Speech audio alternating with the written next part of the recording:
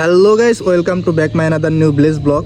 আমি এখন যাব হলো চকে আমাদের একটা ক্ষেত দেখতে। কিন্তু গাইস গাইস গাইস গাইস এই দেখতেছেন অবস্থা। এখন আমার এইটুকু পাড়ি দেওয়ার জন্য মানে খুব খুব একটা প্রিপারেশন নিতে হবো।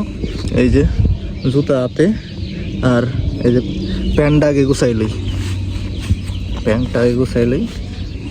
জুতা হাতে লইয়া এই যে 7 সমুদ্র 13 নদী পাড়ি দিতে হইব। তো চলেন যাই, দেরি না কইরা যাওয়া যাক। মানে আমি ওইখানে যাইতেছি হলো আজকে, মানে আমাদের একটা ক্ষেত আছে, ওই ক্ষেতটা দেখার জন্য। মানে ওইখানে কি অবস্থা, মানে ওইখানে তো আবার ক্ষেতের যে অবশ্য এখন গেলে দেখতে হবো যে খেতে পানি ছাড়া আর কিছু নেই। তো জুতাটা পইরা লই, চলেন যাই, দেখা যাক সামনে কি হয়। এখন বর্তমানে হলো বর্ষার সিজন, বুঝছেন? আশেপাশে দেখতেছেন যে ওই যে এগুলা যা দেখতেছেন এগুলো কিন্তু সব ফসলি জমি, ঠিক আছে?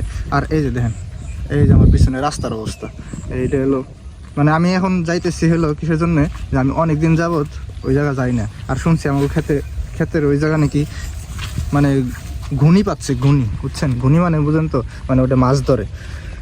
তো আমি মূলত যাইতেছি যে ওইখান থেকে কিছু মাছ টাছ আনা যায় কিনা, যদি আনা যায় আর কি। মানে আমাকে জমিতেই পাতে, তো দেখা গেছে আমরা ফ্রিতে নিই আর কি। তো দেখা যাক, ওই জায়গায় যাবো এখন। যাওয়ার পরে দেখি যদি কোনো মাছ আনা যায়, কিছু মাছ আনার চেষ্টা করুন। আর মেন উদ্দেশ্য হলো ক্ষেতটা দেখা। অনেকদিন যাবত খেতে যায় না, যে ওখানে মরিচের চারা লাগানো হয়েছিল অনেক আগে, যে এখন মরিচের গাছগুলো উঠানো হয়েছে কিনা, নাহলে তো পুরো একটা প্রস্তুতি নিতে হবে, বুঝেন না? মানে বর্ষার পরেই তো মনে করেন যে আবার সবাই যার ইয়েতে খেতে নেমে যাবো কাজ করার জন্য। তো আমাকেও তো একটা প্রিপারেশনের বিষয় আছে না, তো ওইটা দেখার জন্য মূলত যাইতেছি। এই পিছনে যে জায়গাটা দেখতেছেন এটা হলো আমার ক্ষেত। আর এই যে মরিচ গাছ টুই গাছ সব কিছু উঠাই রাখা হয়েছে, মানে ক্ষেত পরিষ্কার করে রাখা হয়েছে গাছটা উঠায়। এখন হলো পানিটা নামার অপেক্ষা। ক্ষেতে কিন্তু পানি আছে, এই দেখেন, আপনাকে পানির আওয়াজ শোনাই। এই দেখেন নিচে, এই যে পানি, নিচে পায়ে পানি আছে।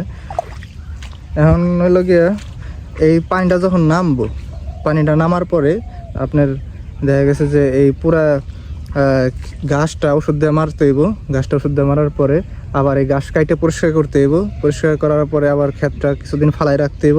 ফালাই রাখার পরে যখন শুকাইব, যখন জো আসবো, তখন আবার চাষ দিয়ে তখন হলো গিয়ে আবার করতে হইব, ফসল লাগাইতে হইব। বুঝতেছেন তো প্যারাটা? মানে এই পানিটা নামার জন্য এলো গিয়ে মনে করেন যে কেউ কাজে লাগতে পারতেছে না। পানিটা নামে গেছে, তো দেখবেন যে এই আশেপাশে যে আপনি দেখাই একটু দাঁড়ান, এই যে আশেপাশে যে জায়গা আছে এই পুরোটাই সব মনে করেন, দেখবেন যে এই জায়গাতে মানুষের কোনো অভাব নেই আশেপাশে, ঠিক আছে?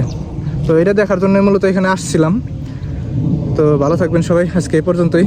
আসসালামু আলাইকুম।